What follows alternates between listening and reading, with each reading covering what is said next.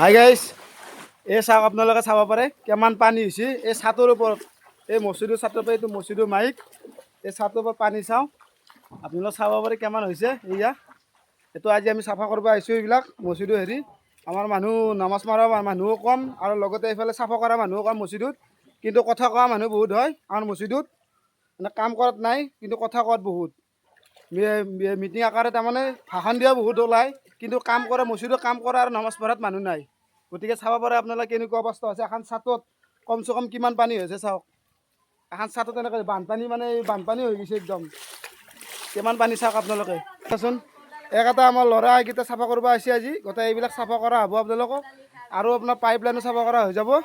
আপোনালোকক দেখুৱাই আছোঁ। এই দুটা আমাৰ ভাইটি দুটা, এইটো আমাৰ ধন, এটা আমাৰ চানু। এই চাওক আপোনালোকে কেনেকুৱা কিমান পানী হৈছে চাওক আপোনালোকে চাব পাৰে পানী কিমান পানী আপোনালোকে। এই মই মছজিদৰ ছাতৰ ভিতৰত পানী কিমান চাওক। এই চাওক কেনেকুৱা বানপানী। এই পানীৰ স্পীড চাওক, নিজৰা পানীত চাও বেছি হৈছে। ক'ৰবাততো দে ফুল হ'ব পানীগিলা।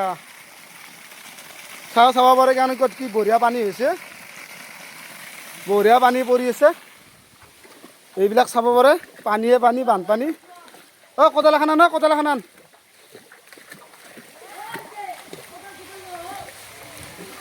পানী চাওক কি বঢ়িয়া পানী।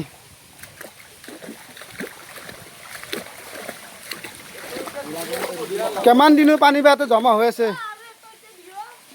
নাংগে নাংগে আৰু ভাঙবা নাংগে। এই চাওক পানী আপোনালোকে চাব পাৰে। এইবিলাক ভাল কৰি আছোঁ, এইবিলাক আপোনালোকক দেখুৱাই আছোঁ লাইভ ভিডিঅ' আপোনালোকক। এই মছজিদৰ ওপৰত এনেকৈ পানী হয়। আমাৰ ৰাইজখানৰ বহুত গুৰুত্বপূৰ্ণ, সেইকাৰণে এনেকৈ আমাৰ মছজিদৰ ওপৰত পানী হয়। এই মানে ছাদৰ ওপৰত বনাব লাগে, বানাই থৈ গৈছে মছজিদ, কিন্তু নামাজ পঢ়িব লাগে, কিবা কৰিব লাগিলে খবৰ নাই মানুহৰ।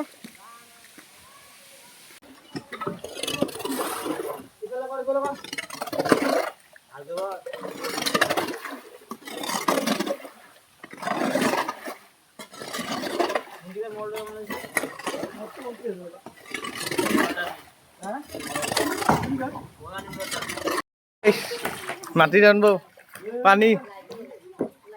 মার মার মার হাবা, মার হাবা। ও মা পানি গেছি আহিল।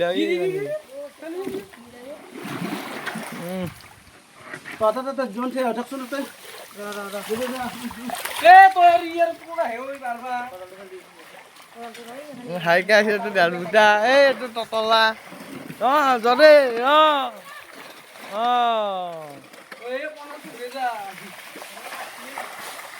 কিমান পানী হৈছে আল্লাহ সদায়। গাইজ ফাইনেলি এইটো বঢ়িয়াকৈ আমাৰ মছজিদৰ ছাতৰ ওপৰখন এনেকৈ চাফা কৰিলোঁ। আমাৰ চলিকেইটাৰ লগত এনেকৈ চাফা কৰি এনেকৈ দি দিলোঁ। গাইজ চাব পাৰে কি বঢ়িয়া চাফা হৈছিল। প্ৰথমতে কেনেকুৱা আছিল, এতিয়া কেনেকুৱা হৈ গৈছে চাওকচোন আপোনালোকে। কি বঢ়িয়া এতিয়া বৰ্তমান চাফা হৈছে। চাদাখন এনেকুৱাকৈ লেতেৰা কৰি থৈ দিয়ে মছজিদৰ বস্তু। গাইজ কি কৰিব আৰু, এইগিলা আমাৰ নিজৰ দুৰ্বলৰ কাৰণে এনেকুৱা অৱস্থা হৈ আছিল। মানে আমাৰ মানে সেই ৰাইজৰ আৰু গোটাই মাখাৰ আৰু চব মাহৰ কাৰণে এনেকৈ মছজিদ এখন এনেকৈ লেতেৰা হৈ থাকে। কথাত কৈছোঁ, সেইটোৱে চাওক নিজৰ ঘৰটোবিলাক এনেকৈ লেতেৰা হৈ থাকিব দিব না গাইজ। এতিয়া চাওক এতিয়া কি বঢ়িয়া চাফা হৈছে। প্ৰথমতে কেনেকুৱা লেতেৰা আছিল।